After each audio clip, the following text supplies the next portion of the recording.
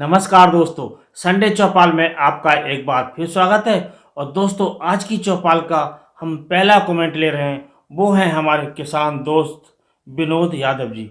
और ये कह रहे हैं, साल में एक बार माइक्रोन्यूट्रेंट देना ठीक रहेगा या धान में जिंक और गेहूं में सल्फर देना ठीक रहेगा, या धान में जिंक और गेहूं में माइक्रोन्यूट्रेंट सही रहेगा?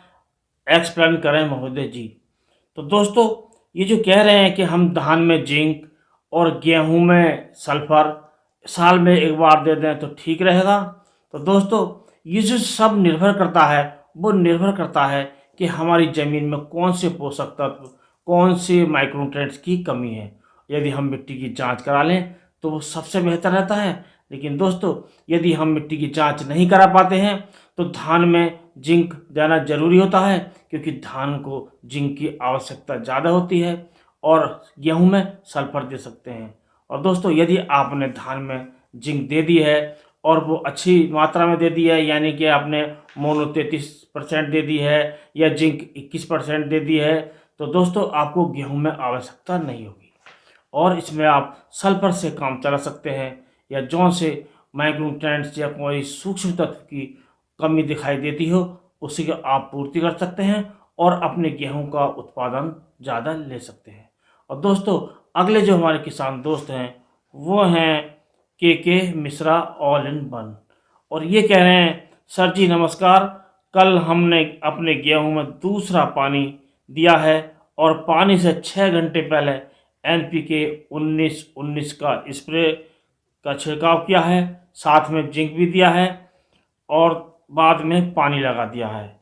श्री राम सुपर 303 का बीज है सर, अब उसमें क्या डालें ये ज़रूर बताएं।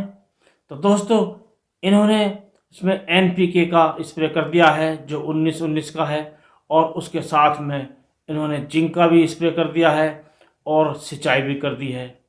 अब दोस्तों, ये कह रहे हैं कि इसमें क्या डाला जाए, तो आपने जिंक भी दे दी है और NPK का भी स्प्रे कर दिया है।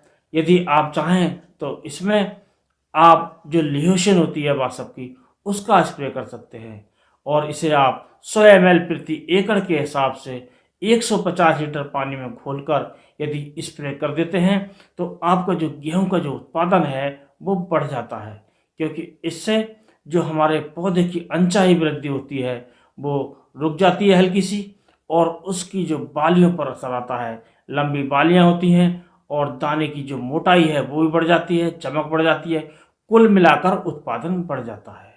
और दोस्तों, इससे संबंधित यानी कि जो बासप का ये लियोसिन है, इससे संबंधित भी एक वीडियो चैनल पर हमने पीछे अपलोड किया है। यदि आपने किसी ने नहीं देखा है तो आप चैनल पर जाकर उसे देख सकते हैं और संपूर्ण जानकारी ले सकते हैं। और दोस्तों, अगला कमेंट हम ले रहे हैं, वो हैं हमारे किसान दोस्त धार्मिक अहीर। और ये कह रहे हैं, सर 13-0-73 कैसी वैरायटी है? ये गन्ने से संबंधित वैरायटी पूछ रहे हैं कि 13-0-73 ये कैसी वैरायटी है।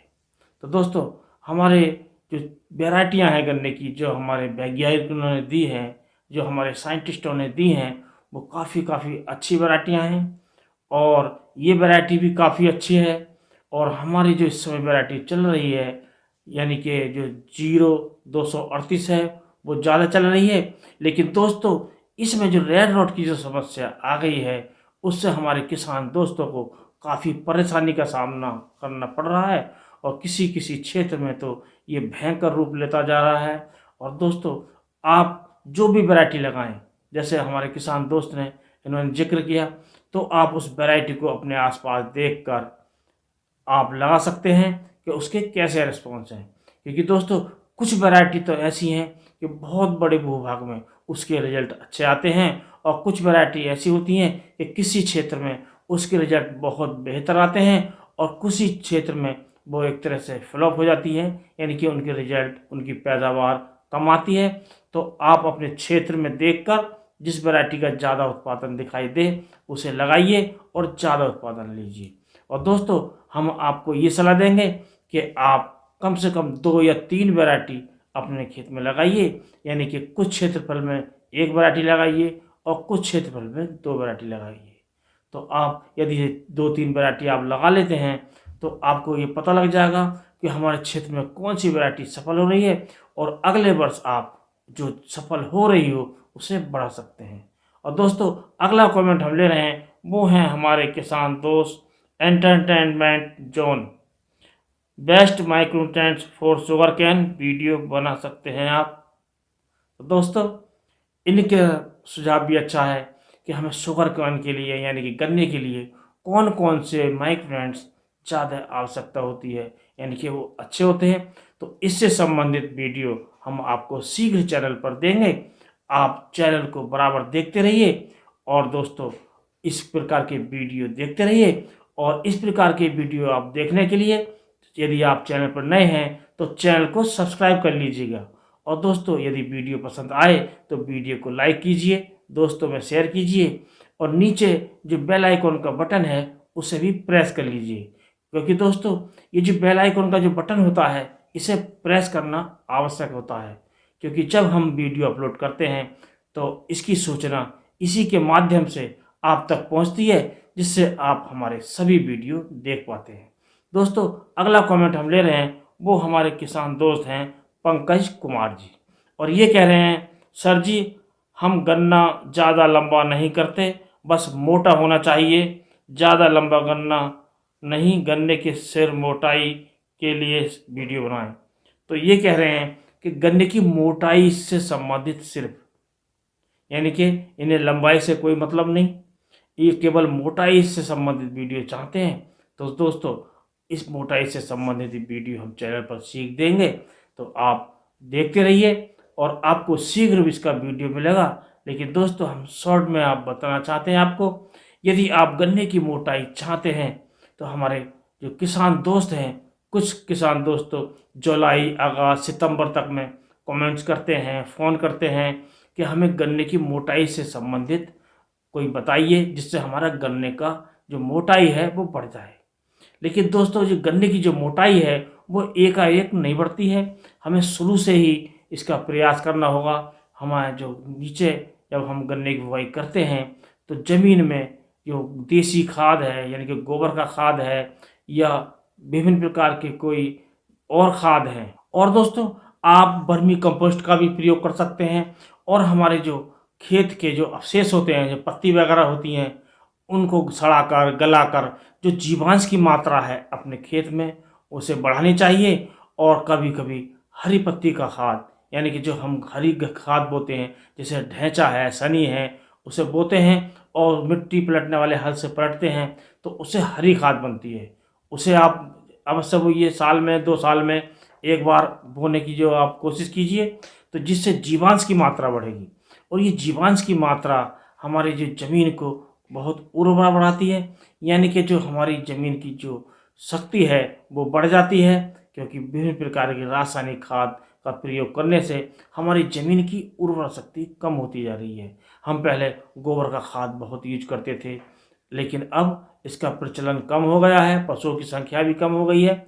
तो आप ये प्रयास कीजिए कि हरी खाद 2 साल में 1 साल में आप अवश्य बोइए, जिससे आपकी जो गन्ने की जो मोटाई है वो स्वतः बढ़ेगी। और दोस्तों, अगला कमेंट हम ले रहे हैं, वो हैं हमारे किसान दोस्त अरविंद कुमार जी। नमस्ते सर, आपके हिसाब से सबसे अच्छी गन्ने की वैरायटी कौन सी है? तो दोस्तों, बात घूम फिर कर वहीं पर आती है कि गन्ने की जो अच्छी वैरायटी है सबसे, वो कौन सी है। तो जो वैरायटी ज़्यादा उत्पादन दे और बीमारियां कम हों, कम लागत में ज़्यादा उत्पादन मिले, वही वैरायटी सबसे अच्छी है। लेकिन इसका जो अब ये गणना करनी बहुत मुश्किल है कि इस समय कौन सी वैरायटी सबसे अच्छी है, क्योंकि दोस्तों इस समय जो हमारी वैरायटी थी ये कोसा 0238, ये सबसे अच्छी वैरायटी थी, सबसे ज़्यादा उत्पादन देने वाली वैरायटी थी। लेकिन दोस्तों अब इसमें बीमारियों का प्रकोप हो गया है, रेड रॉट बहुत मात्रा में आने लगा है और पोका बोइंग आने लगा है, जिससे हमारे जो किसान हैं उनकी लागत बढ़ती जा रही है। यानी कि इस वैरायटी ने उत्पादन तो बढ़ाया, लेकिन जब बीमारियां इसमें हो गई तो लागत भी बढ़ती जा रही है और रिस्क भी बढ़ता जा रहा है, क्योंकि हमने भी बहुत जगह देखा है कि बहुत खेत ऐसे हैं गन्ने के जो इस वैरायटी के वो खेत के खेत सूख रहे हैं और इसमें रिस्क बढ़ता जा रहा है।